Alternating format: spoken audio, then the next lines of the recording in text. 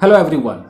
So guys जो beginners हैं तो वो चाहते हैं कि मैं नॉवेल या मैगजीन्स वगैरह लाऊं, तो अभी मेरे पास वो है नहीं।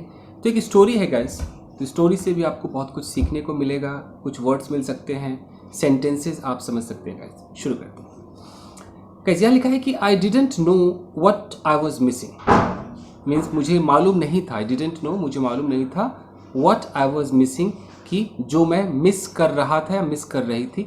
यहाँ पर व्हाट का मतलब क्या नहीं है, यहाँ व्हाट का मतलब है जो। ये जो आप देख रहे हैं ना कि व्हाट आई वॉज मिसिंग, इस तरह के जो सेंटेंसेज होते हैं इसको हम कहते हैं क्लॉज। यह है noun clause. Okay, I didn't know मुझे मालूम नहीं था, व्हाट आई वॉज मिसिंग जो मैं मिस कर रही थी या रहा था। यहाँ से देखते हैं, I got married when I was 20 to a man that by all accounts wasn't bad.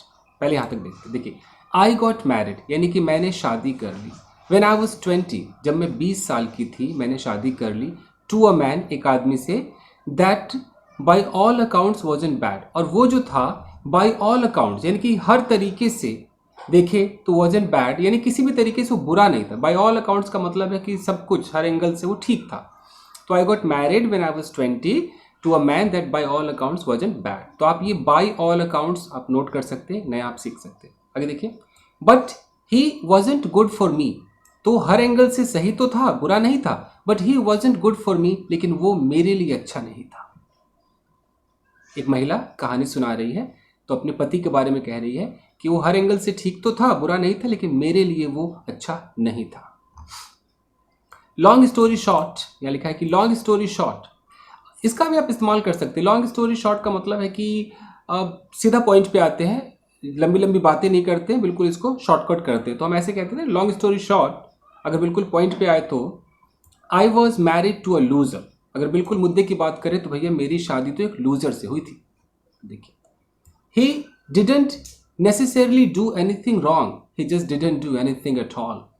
मतलब he didn't necessarily do anything wrong, मतलब बिल्कुल उसने कुछ भी ऐसा नेसेसरली कुछ गलत नहीं किया, but he just didn't do anything at all, लेकिन उसने कुछ किया ही नहीं।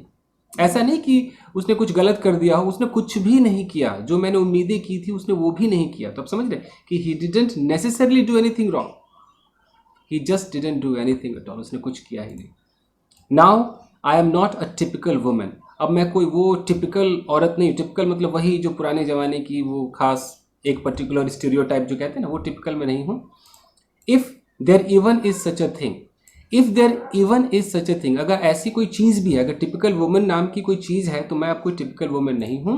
आई लव माई सेल्फ, मैं खुद से प्यार करती हूँ। Sure there are things I want to improve, बिल्कुल ऐसी चीज़ें हैं जो मैं इम्प्रूव करना चाहती हूँ। But I don't have a problem with my age, लेकिन मुझे कोई तकलीफ, कोई प्रॉब्लम नहीं है अपने एज के साथ और इंटेलिजेंस के साथ, यानी कि मेरी जो बुद्धि है, समझ है, और what my body looks like, और मैं कैसी दिखती हूँ, मेरा शरीर कैसा है, और माई पर्सनैलिटी, और मेरी पर्सनैलिटी कैसी है। I don't have any problem with these things, इन चीज़ों से मुझे कोई प्रॉब्लम नहीं है। Those things that seem to stereotypically plague women just don't bother me for whatever reason. अब एक ये जो चीज़ें हैं, यहाँ लिखा है ना कि दोज थिंग्स मीन्स व्हाट, कि किसी की एज को लेकर के लोग कमेंट करते हैं, इंटेलिजेंस, वो कैसा दिखती, मतलब कैसी दिखती है, उसकी पर्सनालिटी कैसी है। तो ये जो चीज़ें हैं, तो those things that seem to stereotypically plague women, plague का मतलब उन्हें कष्ट देना, दर्द पहुंचाना। तो ये जो चीज़ें हैं जो उस टिपिकल तरीके से औरतों को परेशान करती थी, जस्ट मतलब परेशान करती हुई प्रतीत होती, सीम है ना, प्रतीत होती है, जस्ट डोंट बॉदर मी, ये चीज़ें मुझे बॉदर नहीं करती है फॉर वट एवर रीजन, कोई भी कारण हो मुझे अब चीज़ें बॉदर नहीं करती। I have a career where I make more than enough money on my own to live comfortably. I have a career, मेरा एक करियर है जहाँ पर मैं पैसे कमाती हूँ। Where I make more than enough money, जो चाहिए उससे अधिक पैसे मैं कमा लेती हूँ। ऑन माई ओन, खुद कमा लेती हूँ। टू लिव कंफर्टेबली, ताकि मैं आराम से रह सकूँ। I know how to use power tools, मुझे पता है कैसे पावर टूल्स का इस्तेमाल करते हैं। फिक्स माई ओन कार, अपनी खुद की कार को मैं कैसे फिक्स करूँगी, मुझे सब पता है। And google the shit out of anything else, और कुछ भी हो तुरंत गूगल कर लेना है। देखिए, शिट आउट ऑफ एनीथिंग का मतलब क्या होता है। जैसे अगर मैं आपको बोलूँ कि I will beat the shit out of you, तो ये एक मुहावरा है। ये इसका मतलब होता है कि मैं तुझे बहुत ज़्यादा पीटूंगा। तो कोई भी चीज़ को ज़्यादा एम्फेसाइज करने के लिए ना ऐसा बोल देते हैं। कि शिट आउट ऑफ, तो यहाँ है Google the shit out of anything, यानी किसी भी चीज़ पर गूगल कर लेना। तो ये सारी चीज़ें मुझे आती है। I know how to use power tools, fix my own car and google the shit out of anything else that needs to be done. जो भी होना है, जो भी किए जाने की ज़रूरत है, मुझे सब पता है। यानी कि बता रही कि अब मैं वो डिपेंडेंट टाइप नहीं हूँ, मुझे सब मालूम है। आई से वट आई मीन, मतलब आई से वट आई मीन, मैं वही कहती हूँ जो मेरा मतलब होता है, and expect others to do the same, और मैं वही दूसरों से उम्मीद करती हूँ कि भाई जो तू सोच रहा है वही बोल। None of this passive aggressive nonsense. Passive aggressive नहीं चाहिए। अब पैसिव अग्रेसिव आप नोट कर सकते हैं, मान लीजिए कि आप मेरे साथ मीठा मीठा बोल रहे हैं बट इनडायरेक्टली कुछ ना कुछ नेगेटिविटी भी आप दिखा रहे हैं, इनडायरेक्टली, डायरेक्टली आप नहीं आ रहे हैं, तो पैसिव अग्रेसिव है। आप डायरेक्ट ना आकर के इनडायरेक्टली आ रहे हैं तो पैसिव है। तो वो ये कह रही है, but I am stubborn as a mule, लेकिन मैं बिल्कुल जिद्दी हूँ, एक म्यूल की तरह। म्यूल मतलब एनिमल होता है, म्यूल खच्चर बोलते हैं हिंदी में, उसकी तरह जिद्दी हूँ। And marriages are supposed to last, और जो शादी होती है उसका मतलब कि बस लास्ट, अंत। So even though I was the primary bread winner, so even though, यहाँ तक कि हालांकि I was the primary bread winner, मैं ही इकलौती जो मेन कमाने वाली थी मैं थी, and did most of the things around the houses, और जो भी चीज़ें घर में होती है वो मैं सबसे ज़्यादा करती थी, and did most of the things around the houses, तो जितना भी घर का काम होता था मैं ही करती थी। एंड रेज्ड माई किड्स, मैंने अपने बच्चों को भी पाला, मोस्टली ऑन माई ओन, खुद के भरोसे मैंने बच्चों को पाला। I still spend 13 years in that worthless marriage, I still, अभी भी मतलब मैंने 13 साल बिताए हैं, 13 साल बिताए हैं इन दैट वर्थलेस मैरिज, उस ऐसे शादी के बंधन में जो वर्थलेस था, बिल्कुल बेकार था, उसमें मैंने 13 साल बिताए। Eight the end of the day, अंत में, my husband felt like I did not need him, अंत में मेरे पति को ऐसा एहसास हुआ कि I did not need him, कि मुझे उसकी ज़रूरत नहीं है, because I am very capable, क्योंकि मैं कैपेबल हूँ, मैं सब कुछ कर सकती हूँ। बट ही वॉज रॉन्ग, लेकिन वो गलत था। आई नीडेड सपोर्ट, मुझे सपोर्ट चाहिए था। आई नीडेड अ पार्टनर, मुझे एक पार्टनर की ज़रूरत थी। अ फ्रेंड, एक दोस्त की ज़रूरत थी। Even someone who would see how hard I was working to just keep my head above water. Even someone, एक ऐसा व्यक्ति, एक ऐसे बंदे की ज़रूरत थी, हु वुड सी, वो देख पाता, how hard I was working, मैं कितनी मेहनत कर रही थी, to just keep my head above water. देखिए ये मुहावरा होता है, keep my head above water का मतलब होता है कि आप मुसीबत में हैं तब भी आप अपने आप को सर्वाइव कर रहे हैं, आप किसी भी तरीके से मैनेज कर रहे हैं। तो वही होता है कि keep my head above water का मतलब है कैसे भी मैं मैनेज कर रही थी। तो मुझे एक ऐसा बंदा चाहिए था कि वो देखे कि मैं कैसे उस कठिन परिस्थिति में भी बहुत मेहनत करके भी सर्वाइव कर रही थी।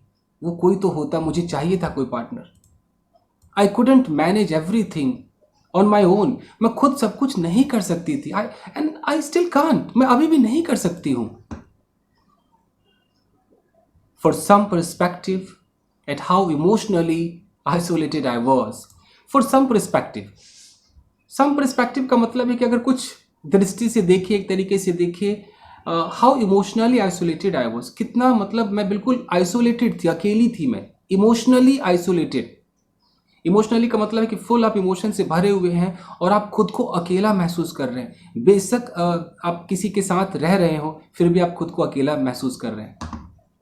बेशक श में प्रॉब्लम हो जाती कई बार। I struggled with infertility for 3 years, I struggle with infertility for 3 years, यानी कि 3 साल तक इनफर्टिलिटी का मैंने सामना किया, स्ट्रगल का। इनफर्टिलिटी मतलब कि प्रेगनेंसी में कुछ कॉम्प्लिकेशन हो। I had to take tons of medications and shots that made me sick. I had to का मतलब है कि मुझे ऐसा करना पड़ा, तो मुझे बहुत सारे मेडिकेशंस यानी कि बहुत सारी दवाइयाँ लेनी पड़ी, एंड शॉट्स का मतलब होता है इंजेक्शंस लेने पड़े, दैट मेड मी सिक, जिसने मुझे सिक बना दिया, बीमार बना दिया, टायर्ड बना दिया यानी कि थका हुआ बना दिया। हैव हॉट फ्लैशेज आ गए मुझे। हॉट फ्लैशेज का मतलब कि पूरी गर्मी सी छाई रहती है, पसीना पसीना इंसान हो जाता है, हॉट फ्लैशेज है। बॉडी एक्स यानी कि शरीर में दर्द, and migraines for those years, यानी कि उन दिनों बहुत सारी प्रॉब्लम्स हो गई थी क्योंकि बहुत सारी दवाइयाँ लेनी पड़ गई थी। किसके लिए? जो इनफर्टिलिटी का इशू था उसके लिए। And not to mention the emotional drain of every month without fail seeing a single pink line on that damn stick. And not to mention का मतलब होता है कि ये तो कहने की ज़रूरत ही नहीं है। नॉट टू मेंशन ये तो कहने की ज़रूरत ही नहीं है। The emotional drain of every month, हर महीने वो जो इमोशनल ड्रेन था, इमोशनल ड्रेन का मतलब है कि बहुत ज़्यादा वो इमोशनल थकावट जो थी, जो पूरा एक दिमाग हिल जाने वाली जो बात हर महीने होती थी, कैसे? Without fail seeing a single pink line on that damn stick. वो जो प्रेगनेंसी वाली स्टिक होती तो हमेशा प्रॉब्लम होती थी कि यार फिर प्रेगनेंसी में कुछ ना कुछ कॉम्प्लिकेशन है, तो वो कहीं ना कहीं इमोशनल ड्रेन था, उसके बारे में बात की जा रही है। तो इतना वो थक चुकी थी, पक चुकी थी, वो कहानी सुना रही है। The emotion of going through a bulk pack of pregnancy test और taking photos of your cousin's child's first birthday for the child they conceived after you started trying is just a lot to bear। कह रही कि the emotion, वो जो emotion था of going through a bulk pack of pregnancy test, जो bulk pack है इतने सारे प्रेगनेंसी टेस्ट से गुजरना, तो वो जो इमोशन है, उससे गुजरने का जो इमोशन है, और taking photos of your cousins child, अपने कजन के बच्चों का फोटो, फर्स्ट बर्थडे का photo for the child they conceived after you started trying, जब आपने ट्राई करना शुरू किया उसके बाद उन्होंने कंसीव कर लिया, तो उनके फोटोज को लेना it's just a lot to bear. ऐसा लगता था कि बहुत कुछ सहना पड़ रहा है। I was very open with my struggles, मैं अपने स्ट्रगल्स को लेकर काफ़ी ओपन थी, एकदम फ्रैंक थी, because I think it helped other people too. मुझे लगता है कि इसने बहुतों की हेल्प भी की होगी। somehow my husband wasn't even aware this was a thing that I was needing support in। somehow मतलब कि somehow एक तरीके से ऐसा लगता है कि my husband wasn't even aware, मेरे पति को पता भी नहीं था this was a thing, ये कुछ ऐसी चीज़ें थी, I was needing support in, इन चीज़ों में मुझे सपोर्ट की ज़रूरत थी। यानी कि जहाँ मैं उस मेंटल ट्रॉमा से गुजर रही थी वहाँ पर मुझे अपने पति के सपोर्ट की ज़रूरत थी, लेकिन वो अवेयर भी नहीं थे। He had no idea, उन्हें कुछ पता ही नहीं था। And it's not because I didn't tell him or directly ask him, और ऐसा इसलिए नहीं कि मैंने उन्हें कुछ बताया नहीं या डायरेक्टली मैंने कुछ पूछा नहीं। He just was that thick and lost, वो बस थिक एंड लॉस्ट था, अपने ही दुनिया में मगन था, उसे चिंता ही नहीं थी कि उसकी वाइफ किस प्रॉब्लम से गुजर रही है। He was a 5-year-old trapped as an adult, lacking the ability to give support in that way। He was a 5-year-old trapped as an adult, ऐसा लग रहा था कि 5 साल का बच्चा है जिसको एडल्ट बना दिया गया है, लैकिंग द एबिलिटी, जिसमें वो एबिलिटी भी नहीं थी to give support in that way, कि उस तरीके से किसी को सपोर्ट भी दे सके। And once I had kids, और जब मेरे बच्चे हुए, he was actually more of a burden than a help. उस वक्त तो मेरा जो पति था वो मतलब हेल्प की जगह पे सबसे ज़्यादा बर्डन हो गया था। He was actually more of a burden than a help, यानी कि जब बच्चे हुए तो कुछ हेल्प करनी चाहिए, तो हेल्प तो दूर की बात है और भी बर्डन साबित हुआ मेरे लिए। या मोर ऑफ का आप इस्तेमाल कर सकते हैं कि मोर ऑफ समथिंग, यानी कि उससे भी ज़्यादा। तो मोर ऑफ अ बर्डन का मतलब है कि बर्डन से भी ज़्यादा। आई spent most of my time walking on eggshells, trying to balance being exhausted from high demand job, making dinner and praying the kids। पहले यहाँ तक देखते हैं। आई spent most of my time, ज़्यादा से ज़्यादा जो समय होता था मैंने वो बिताया वॉकिंग ऑन eggshells। देखिए वॉकिंग ऑन eggshells क्या होता है, ये भी एक मुहावरा है। वॉकिंग ऑन eggshells का मतलब है कि मतलब ऐसे रहना, ऐसे बिहेव करना कि जो सामने वाला है कि उसे कोई चीज़ बुरा ना लग जाए, कुछ हो ना जाए, मतलब बहुत सतर्क, कहते हैं ना कि बहुत फूक फूक कर कदम रखना, इस तरह की चीज़ें हो गई थी। तो वॉकिंग ऑन eggshells हमेशा मतलब ऐसा करना पड़ता था कि यार कहीं फिर कोई ड्रामा ना हो जाए। So I spent most of my time walking on eggshells, trying to balance करने में सारा समय चला जाता था। Being exhausted from a high demand job, मतलब इतना थक करके, एक हाई डिमांड जॉब से थक करके फिर खाना बनाना, making dinner, praying the kids. Pray, यहाँ पर प्रे किड्स है, वैसे तो प्रे का मतलब प्रार्थना होता है, बट प्रे मतलब थोड़ा सा पोलाइटनेस वगैरह सिखाना भी होता है, शायद वो हो कि बच्चों को प्रे करना, यानी कि वो चीज़ सिखाना। Who are all around good kid, जो कि बिल्कुल सही अच्छे बच्चे हैं। Didn't do anything to poke the bear while my husband played games on his phone and mostly ignored them. फिर से देख लीजिए इसको कि I spend most of my time walking on eggshells, मैंने सारा समय बिताया कि भैया फूक फूक कर कदम रखा। Trying to balance being exhausted from high demand job, मतलब कि बैलेंस बनाया कि हाई डिमांड जॉब में आप कैसे एग्जॉस्टेड हो जाते हैं, तब भी आपने कुछ बैलेंस बनाया। मेकिंग डिनर, खाना बनाने में आपने समय गंवाया। एंड प्रेइंग किड्स, बच्चों को कुछ सिखाने में आपने समय गंवाया। Didn't so didn't do anything to poke the bear, और कुछ ऐसा नहीं किया to poke the bear. Poke the bear का मतलब होता है कि किसी से ना पंगा लेना, कि कुछ ऐसा कर देना कि वो फिर भड़क जाए, तो है ना उंगली करना, तो ऐसा कुछ नहीं किया।